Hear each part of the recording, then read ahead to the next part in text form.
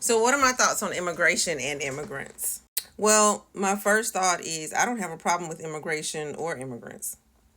Okay. Um, Period. As an African American, I remember learning about how when things were not so well off in this country for my people, we had to escape. And it was Mexico and there was Canada. Some of us even went to Europe. So we had to escape. Okay. And that reality hasn't left my mind. The same is going on for people in other countries. Okay. They're having to escape.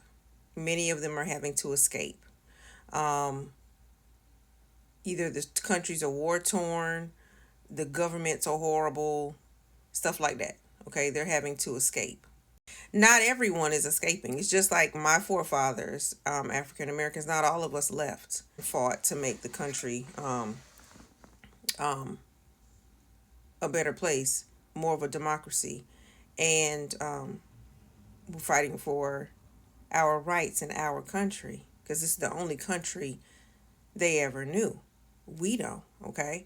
But some of them did leave, and that's where we have the African American diaspora, okay? Many of them may live in, I believe it's Nova Scotia in Canada, and some live in Mexico. But yeah. Now, as far as this issue that Trump keeps bringing up, and the Republicans keep making an issue about immigrants and illegal immigration, as if um, every single immigrant is causing problems and immigration is causing problems. This is what they're trying to say. Well, I don't believe it is when it's done the right way. Okay. And the reason why I say this, first I'm going to start off with population. You have to control the incoming population some way, shape, form, or fashion. It has nothing to do with where the people are coming from to me. It has to do with controlling the population. I'm going to use Nigeria as a prime example. Nigeria has everything that it needs to be the best, huge economy ever, right? The problem that happened with Nigeria is that there was a big influx of people and there were no controls on that influx of people coming into Lagos, coming into Nigeria. Therefore, you have tons of people coming from a lot of places on the continent of Africa, and then the economy basically collapse. Why? Because there's too many people. I believe Lagos is one of the most populated places. I could be wrong. But yeah, too many people. So there has to be a control on it. But another thing, and it's not saying people can't come, it's just that it's not going to make it if too many people are coming at the same time, all the time. Number two, I know Republicans are trying to say, oh my gosh, all this crime and all this crime. No, immigrants don't cause the most crime. Okay? They don't even make up most of the population. So how can they cause the most crime? All right?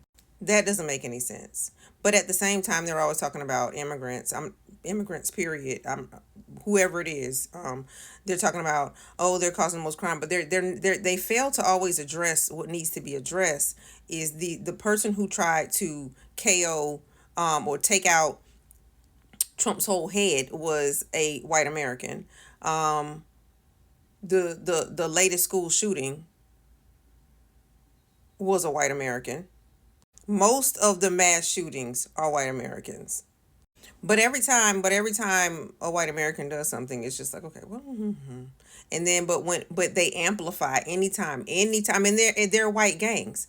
There are several white gangs. They're never put on the news. They're never highlighted unless it's an extremist group. And then just like the last one, I forgot the one that was talking about the Haitians, that extremist group.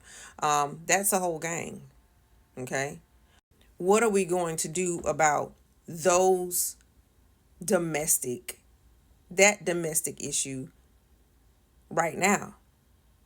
So to say that immigrants are causing all the problems in every single country, in every single ethnicity, in every single race of people, there are criminals. Period. It's nonsensical to say, oh, because somebody did something in this ethnic group, all of them are. That's the most immature type of thinking ever. Okay. Whenever you point a finger, you probably got like 9 million pointing back at yourself. Okay. And it's always the ones pointing the fingers the most that have the most problems. Case in point, the Republicans. They have one of the biggest criminals on earth running for president. Therefore, he's pointing the finger at every other group of people, othering people, because he's the one with the most issues. 34 counts. Instead of doing that immature, oh, all these people are coming over here, all la la la la la.